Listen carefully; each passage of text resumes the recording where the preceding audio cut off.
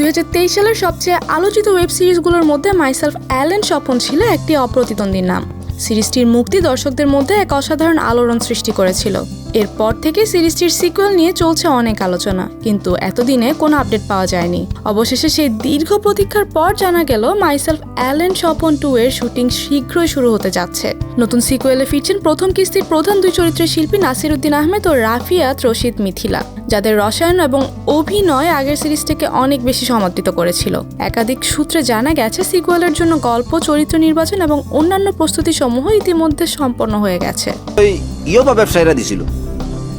সিরিজটির shooting এ মাসের শেষের দিকে শুরু হবে এবং আশা করা হচ্ছে যে এবারও দর্শকের আগের মতো মুগ্ধ হবে।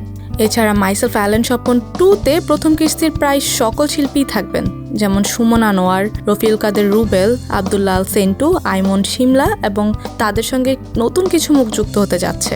প্রথম সিজন দর্শকদের মনে গেঁথে গিয়েছিল তার অসাধারণ কাহিনী, চমকপ্রদ গল্পের বাঁক এবং নিখুঁত অভিনয়।